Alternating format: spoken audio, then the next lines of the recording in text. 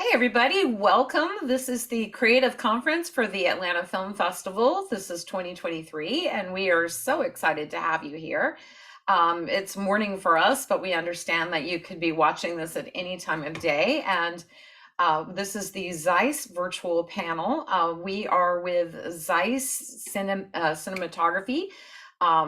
I am Tracy Page. I'm one of Zeiss's global ambassadors on the camera side, but I was fortunate enough to be asked to host this panel, and I'm very excited.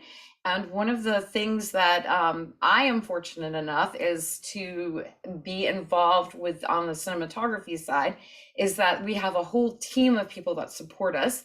So when I was asked to get involved with this panel, I decided to ask our team to come in and help me host this because they are so much more versed in talking cinematography than I am. And these are the people that support you, the cinematographers and the directors of photography. So Tony Wisniewski with Zeiss Cinematography, welcome. Thank you for agreeing to host this with me. I've been a Zeiss ambassador for about 7 years now. I work with Tony very, very closely. He answers all of my questions, supports me, and I couldn't say thank you enough. And take it away. Well, hey, welcome everybody. We have an excellent panel of Atlanta-based filmmakers with us today, and we're going to talk about cinematography, the art of, the technology of, and pretty much get an inside look at how to approach a new project, as well as, you know, how do you put together the kit, what is important about the technology, and how it all comes together to bring you the movies that you're going to see on screen during the film festival. With us today is four excellent filmmakers, and I'll walk through those. Hilda Mercado is a member of the Association of Mexican Cinematographers. She's a cinematographer from Mexico, now based in Atlanta and creating. Alfeo Dixon is a member of Society of Camera Operators. He is an excellent Steadi-cam operator, as well as other official camera positions. He also works often with Cliff Charles, who is also a cinematographer based in the Atlanta area. And then there we have Jose Acosta, who is also a cinematographer and does a lot of commercial work in the Atlanta area, who's going to talk about maybe some of the differences and how you approach those projects relative to a feature film. So welcome, everybody. Thank you. Thank you for having us. Good morning. So I wanted to get a good start on talking about the artistic approach to a project. When you get handed a project or you start talking with somebody about coming on board, how is it that you start to put together your look or the way that you want to bring your creative self to the project, to the ultimate film? It be that a feature film or a documentary or a commercial or a movie, or even a music video. And Hilda, let's start with you. How is it that you work together on projects like Black Box or A Friend of the Family? Well, basically, on Black Box, that is Amazon Blumhouse project, I was approached by the producers telling me if I would like first read the script and then meet up with the director to see if we're gonna be a good match. And that's how I started, on that project. And then at A Friend of a Family, it was a little bit like that. I think one of the producers here in Atlanta wanted to have a local DP, approached my agent, and through my agent, I did the same process, read the script, and then, from there, I just meet the whole creative team, which in a TV show, it's bigger. So I met with the showrunner, the producers, the director, a bunch of people at once. And that's how was the process of like basically hire me.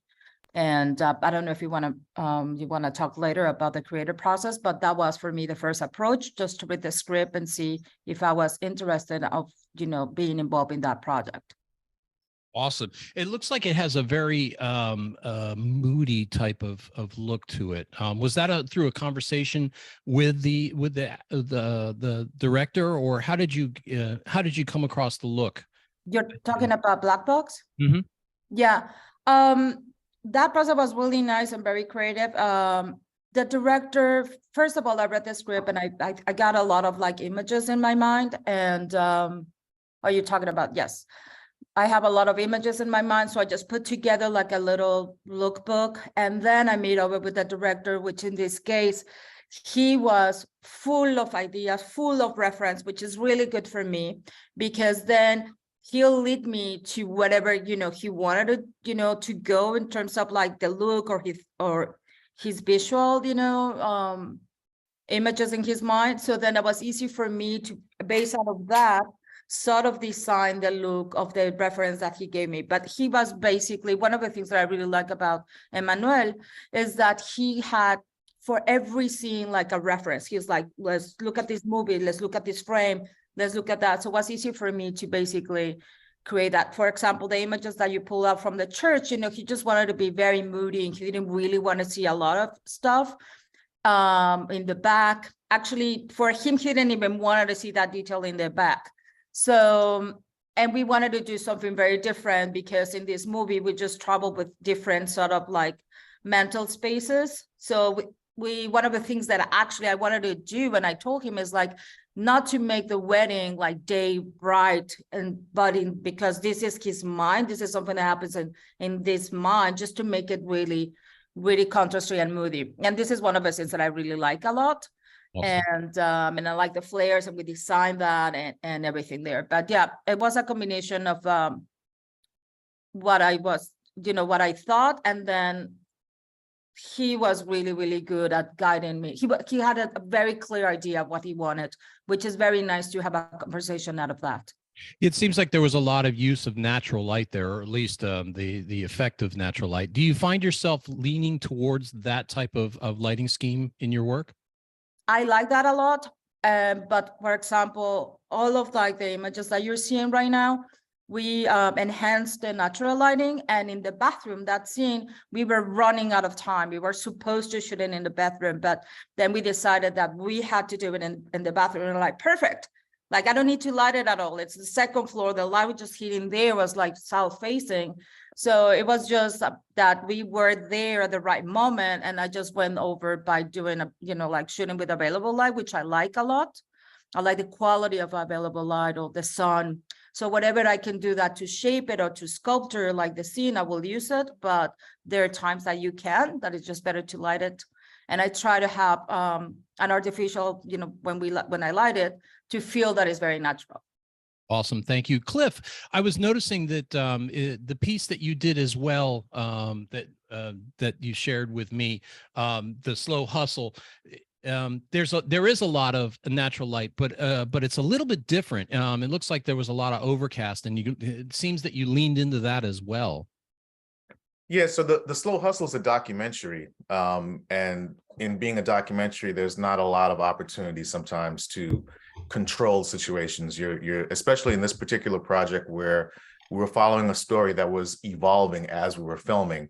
So, a lot of times with documentary, when you're doing this verite style, you just have to be very flexible. So we were shooting a lot of stuff in the winter times in Baltimore, and I think this particular image you're looking at was sometime in the wintertime in Baltimore, probably 2018 or so, and it was cold and overcast, but also lent to the storyline. And the storyline was about this sort of mystery revolving around the killing of a police officer. And with that mystery, we did want to keep it sort of more mysterious, and it wasn't evoking a very sunny and happy mood. That's great. I see that. And moving into documentary style, do you feel that is evocative of more of a natural style, or do you try to enhance that like you would, a feature film or an episodic? Yeah, so I work in both spaces. And in fact, I go back and forth between doing episodic work, scripted work, as well as documentary work. So I try to keep a similar approach to the way that I handle both of them. Naturalistic is something that I'm very partial to, but you usually want to recreate that because scenes generally take longer than the position of the sun that you like. So sort of finding that spot and emulating that spot and being able to carry it out for several hours as opposed to the 20 minutes that the actual sun will be there is always favorable for us. In documentary, that doesn't always work out that well. A lot of times you just have to let things go and be able to move on the fly. and sort of recompose and recreate as the light shifts as much as you can to still keep the interview going or the verite scene going, but being able to make it still dramatic. Excellent. Thank you. So Jose, and moving on from that and taking that type of philosophy of trying to keep it natural or assisting the light, you have a little bit more of a different challenge in that you're usually on a time constraint, I imagine, Right. shooting commercials or shooting that commercial style short features, I guess, for different companies. Can you talk about how you might be able to bring that naturalistic style, or do you dispense with that completely and just make it so that you can move quickly? Well, with ad agency work, the agency sometimes comes to me with mood boards, and the director and the ad agency have a look in mind already, and I'm trying to execute that, interpret it, and make it happen. Other times they really have a vague idea of what they want. There's no storyboards, and they might mention, some refer to some work that they want to emulate. We should look at Delta to answer your question. All right. So Delta Airlines, I shot a corporate documentary just to talk about naturalism. And we went out to SunTrust Park when it was just being opened. Now it's Truist Park, of course. And if you move forward to the next couple slides. Yeah, like this one. So they said, we want a cinematic documentary. And I get this from corporate clients all the time. And it's, go out there and make it look cinematic, Jose, but I've got 1 day to shoot it. It's a real-time event. They were actually installing the tail of a Delta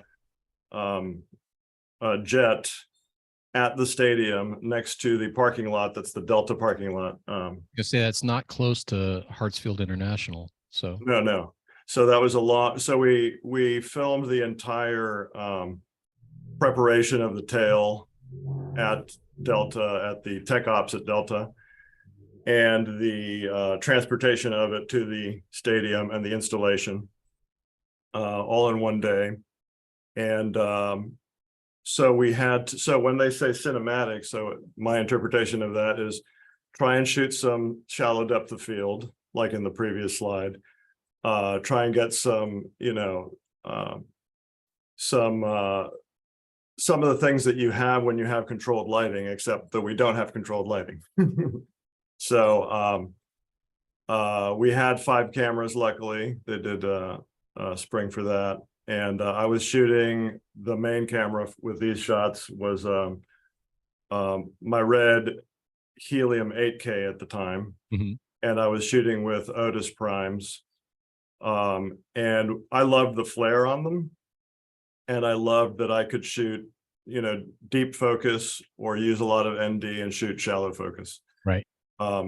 So we did a lot of gimbal work. We did some drone, and we put together a nice thing for Delta where, they're announcing that they're the official airline of the Braves.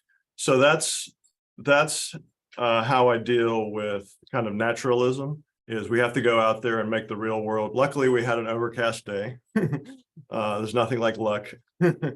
And, of course, our clients are often surprised when we're hoping for an overcast day. They don't understand the lighting always. So they're like, oh, we want a sunny day. And it's like, no, because we've got to filter that light. It's just too harsh. We don't want a bunch of squinting people in front of sunlight. So we were fortunate with that. Now, a lot of other types of spots, and I'd say if you can open up KPMG or Bosch, just the stills. Yeah, I like the Bosch one. Let's talk about that because Yes, it has a nice naturalistic feel to it, but there's obviously a lot of reinforcement to bring the that's a good example. Yeah, to bring the actor out and keep their faces lit. So again, a red helium 8K. This time we're using CP2s, and I had not used the 135 yet, and I was really excited about this shot. So kind of the money shot of the Bosch spot, commercial spot. And I could go head to toe on an actress and still have super shallow depth of field, a lot of bokeh. And this is actually, we're shading her from the direct sunlight with a lot of diffusion, and then 2 HMIs shooting, edge light, and it still feels like sunlight. And then the color correction on it was real good. So this is the opposite in terms of what we're doing on set. Is like we're doing a lot of setup and preparation. This is like a 2-hour setup, and make sure that we deliver it. And of course, the water looks great. Depending on how you light water, it's going to be either invisible or it's going to be this nice, backlit illuminated thing. So this was a lot of fun. And that one was for Indigo Studios. Director Mark Rochone, who was the founder of Indigo. And he was always, we didn't have super detailed storyboards, but since he's an artist, a designer, he comes from that background, he knew exactly what he wanted. So we did a walkthrough ahead of time. He told me exactly where the camera was going to be on every shot, what angle he wanted, the composition, and I took a lot of notes. And so I had like my notes instead of storyboards on set. Excellent. Ready to just execute his vision. That's terrific. So Alfeo, as the camera operator, how do you get involved? And somebody has brought you this piece. Let's say that we want to do this setup to get that shot of a woman spraying water. At what point do you get involved and start to bring together the equipment package for that kind of shoot? I mean, I have my go-tos in terms of my support gear, in terms of I love my gear head. I love I've got my 2575 fluid head support. That's pretty much the only input I'll put into things other than how the camera is actually built.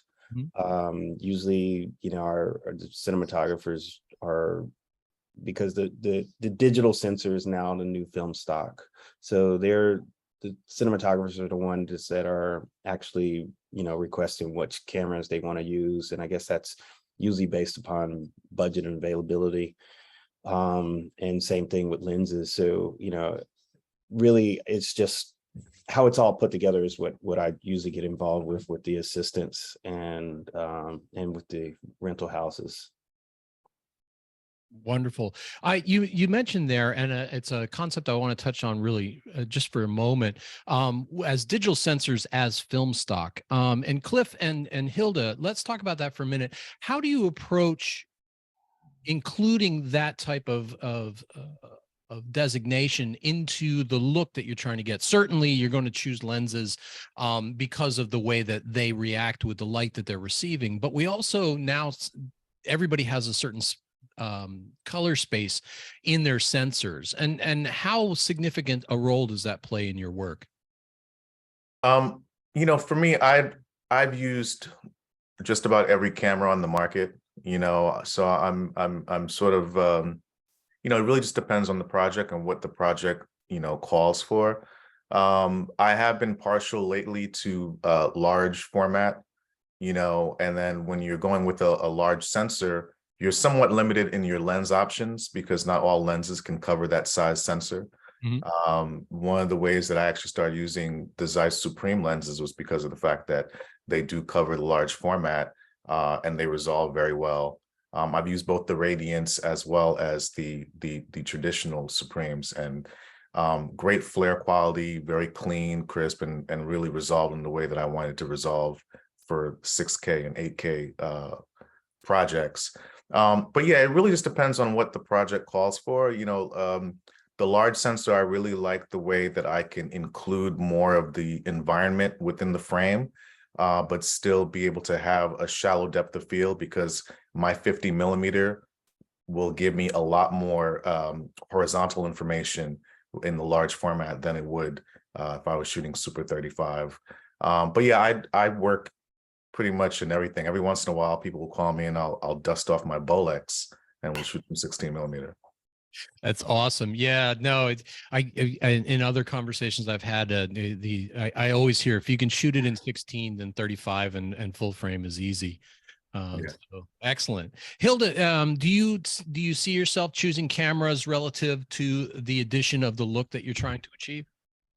Yeah, sometimes, yes, I'm leaning lately more into the Aries, but I have shot like Cliff with other cameras. Mhm. But in particular, there was one feature that I choose to use two cameras because of their look, because they look different. And it was like I think we used at that moment the Alexa, the Arri Alexa, and then I choose to shoot the with the red. I'm just trying to remember what kind of red. And this is basically like 8 years ago. And I choose it because both cameras will give me like a different look. And I was leaning forward like this kind of contrasty look that the red will bring, as opposed like this Arri that will give us basically like a creamy, softer look. So I wanted to have like these two cameras that will bring me that. I didn't change the lens set. And actually we used the ultra primes that I really, really like and the super speeds, but I changed the camera. And there was a moment that the producers backed me up and I say, I want to do this. Can we just change the camera for the very last part of like that movie, like emotionally, it will change things. And they say, yes, they backed me up on that. The director liked the idea.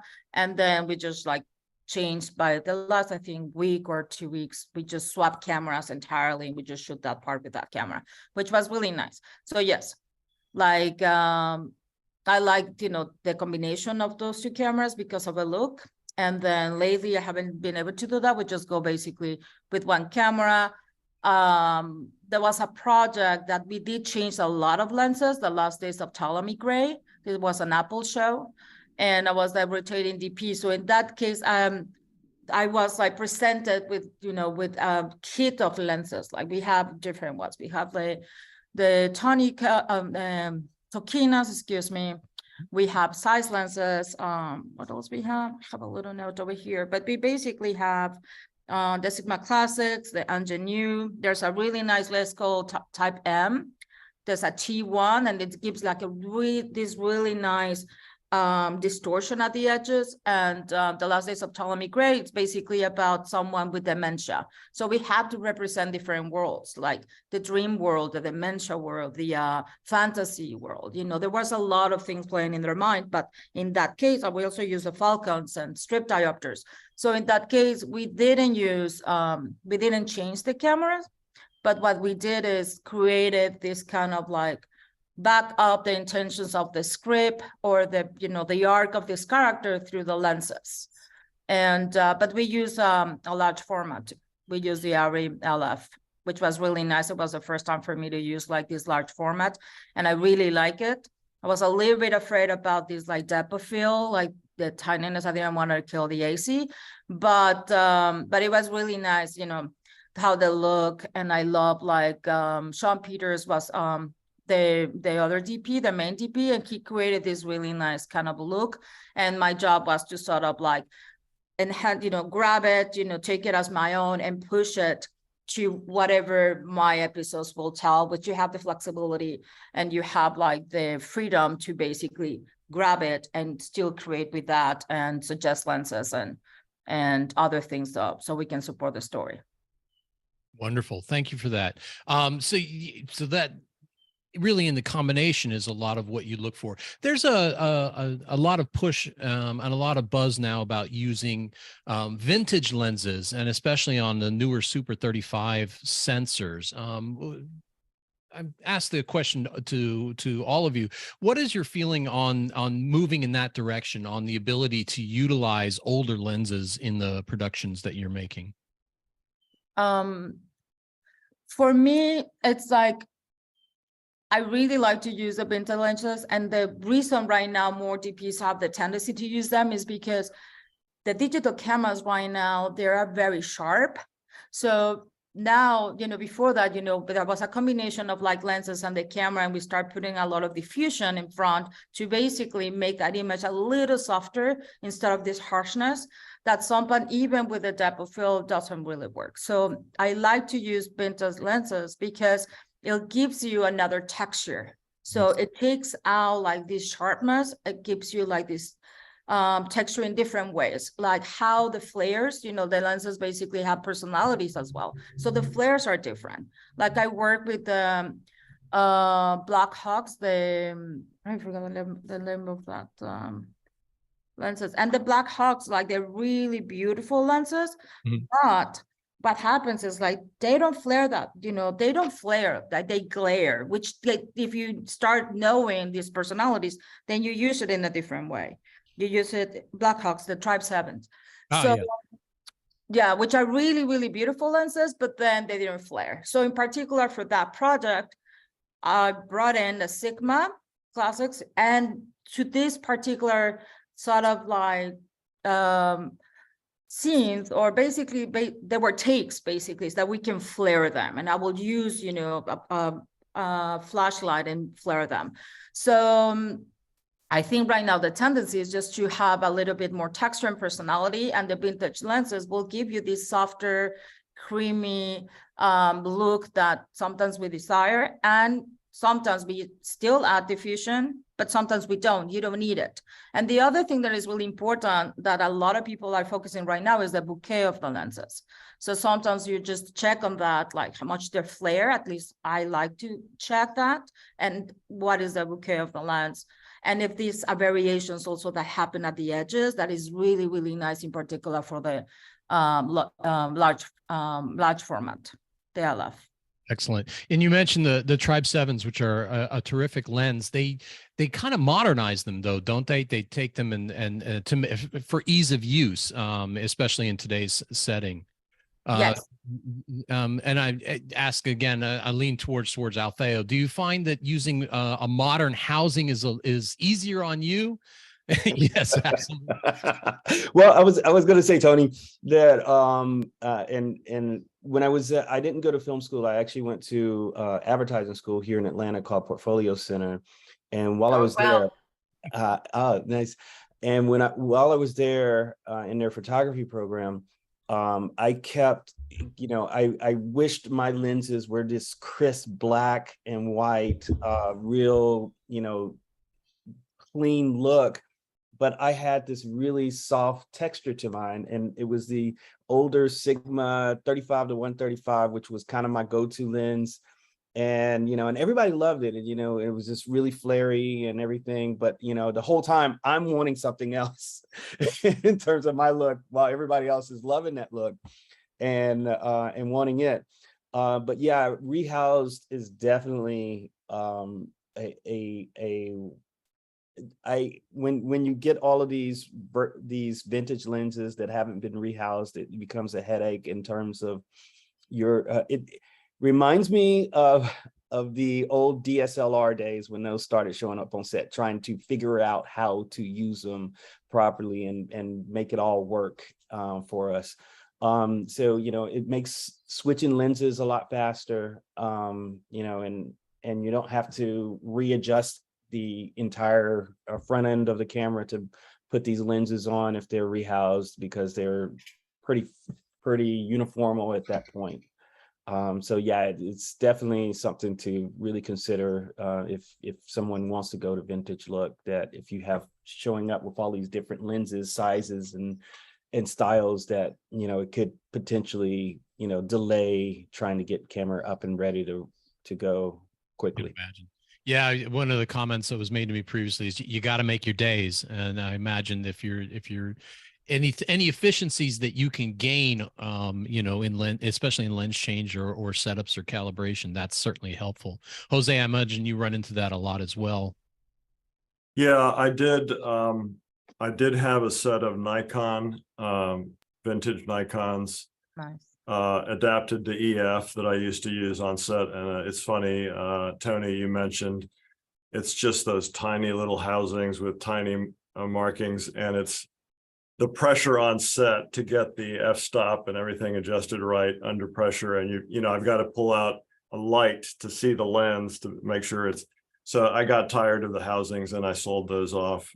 So yeah, absolutely. You need, you know, there's a practical reason that we have those large housings on set. And that's really one of the main expenses of lenses. I think people don't realize as much too, that you don't necessarily move up in terms of the glass, right? There's a big price jump just because of that housing being, you know, extremely, you know, having a lot of throw to it and being appropriate for cinema. And I come at it from an interesting background too, in terms of, I started out doing a CGI animation, 3D animation, kind of self-taught. I got a master's in film, but I was really focused on CGI. And so I look at, you know, I favored that sharp look also. And I also favored for a long time, initially, create the look in post. You know, you have so many tools today with grading, that I thought, well, shoot it sharp. You can always soften it a little bit. You can always artificially create some bloom in the highlights. But then as the years go by and I see, you know, the difference, it's like, well, if you can get that in camera, you're a lot better off. So I do like to shoot large format. So almost the entire line of Sonys are now large format or full frame. So Right. we do a lot of that. And I also am much more careful about matching cameras now. I don't like to mix different sensors in the same scene, you know. So if we're shooting 2 or 3 cameras in a scene, make sure everything is just like perfectly matched. I think people learn that matching is something that comes with experience, that, you know, it saves so much more time in post when everything matches. And, you know, it's just, this is something, even in my world in stills, matching and doing everything up front just saves me so much time on the back end. And I know that that's something that's just with experience, you guys, it just changes, it changes as we go. You want to have, as a DP, you don't want to lose control of the look, right, in post. Yeah. So that the more precisely you can deliver that look in camera, the closer you are to where you want to be at the end of the. Well, when we don't do it, when we don't do it in camera, we give control to somebody else. Absolutely. Yeah, no, there's definitely a push on to do. It just seems more efficient if you're going to be able to provide a 98% of the look. You don't lose yourself in the process, as well as it makes it easier for everybody down the line in the different production workflows.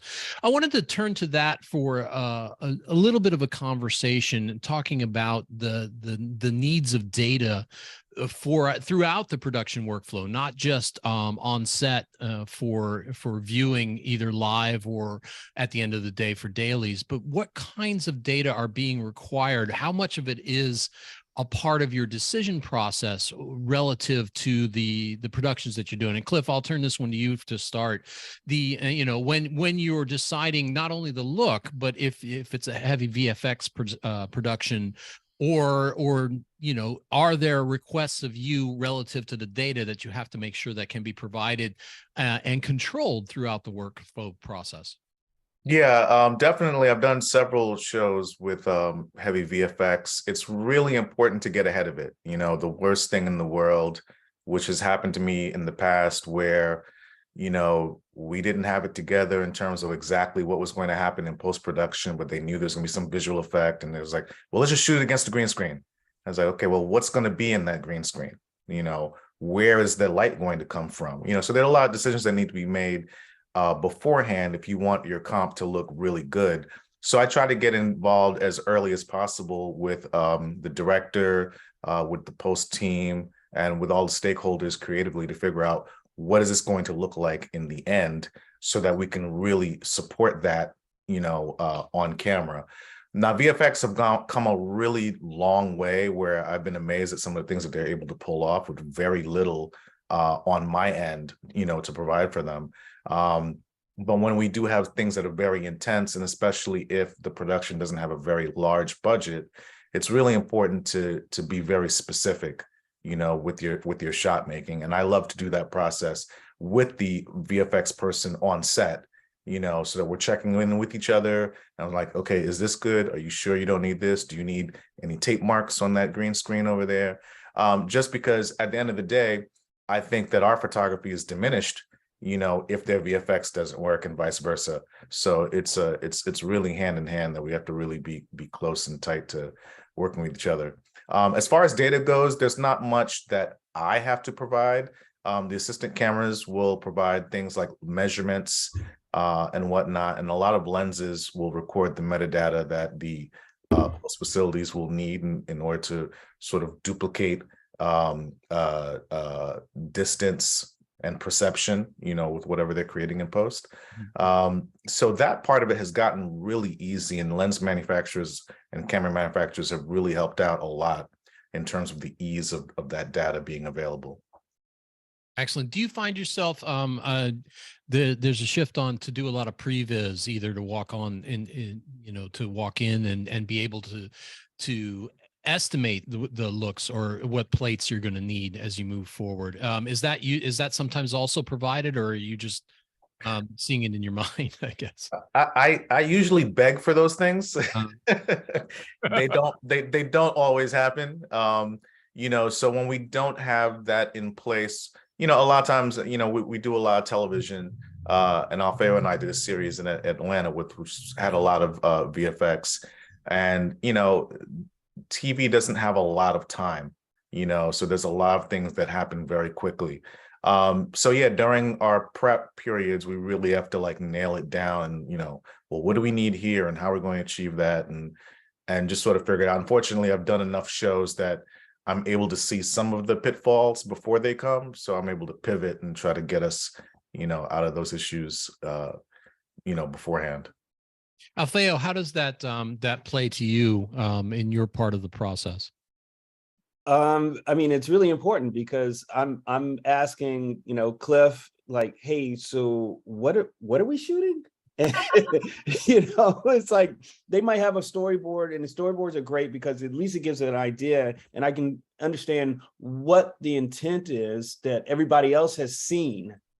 And at least at that point, you know, I know what my framing has to be, you know, oh, so, you know, something's going to come from the hands, you know, oh, is it like lightning that's here, or is it fireball, you know, because fireball needs to be a little bit more back here so we get the plume, you know. So it's hugely important, you know, because it really gives you an idea of what is actually going to happen.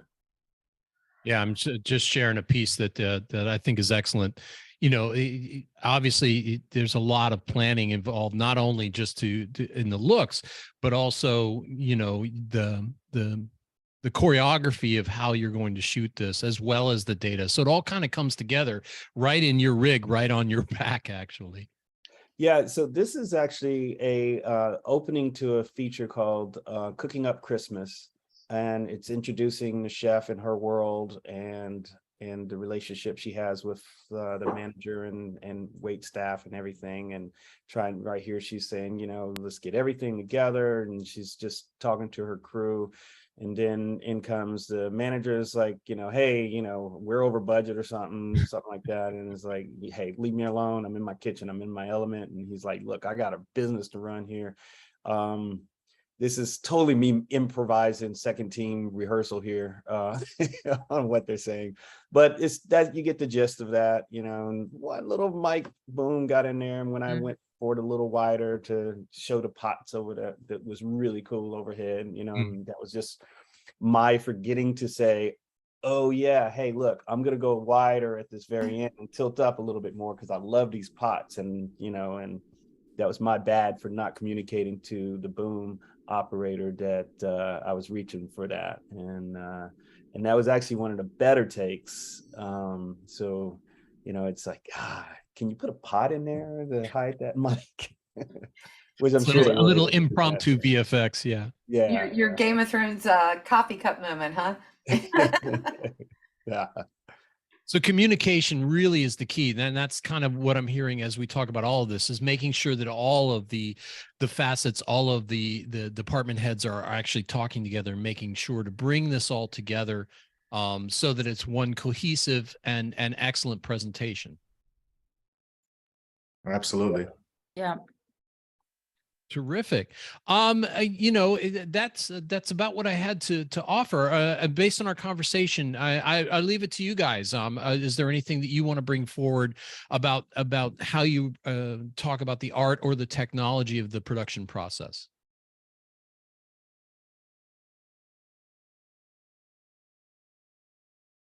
Awesome. We got it all. Excellent. Well, I want to thank you so much for your time today. I know this was a little bit out of the ordinary time-wise. I appreciate all of the conversation that you had, Hilda, Alfeo, Charles, and Jose. Wonderful conversation. Thank you very much for your time today. Thank Appreciate you. it. Thank you very much. And Thanks nice for to having meet us. you, Jose and Cliff. I worked with Alfeo before, so it's really nice. It felt like we all, you know, are in the same page over here in Atlanta. So it's really nice to be part of this panel. I know, I can't Thank wait to actually meet you guys in person. Yes. I'm hoping that as everybody going to the Creative Conference and going to the film festival, Absolutely. Yes, I am. I get to, normally I don't get to them, but this year I get to go to the film festival myself. So I'm going to hopefully get to meet you guys next week at the Atlanta Film Festival. And you know, I'm hoping that I get to see everybody there and everybody in the audience. Hopefully we get to see you at the Creative Conference live and in person and not just Memorex. But Yes. we thank you for watching us. And I think that there are 25 live panels and 8 virtual panels. So thank you for joining us and watching these and watching, attending the festival itself. I know that the festival will be at the Plaza Theater, and there are some events this year at the Terra Theater. So we're welcoming the Terra Theater to the community of events. I'm just so excited about all of the happenings and expanding and everything going on, and reading about we have 3 new sound stages opening in Atlanta. I think we just passed New York in the number of sound stages. Hold up there, you know. Available. Yes, we are. We're very Us excited. New Yorkers want to have a sidebar conversation.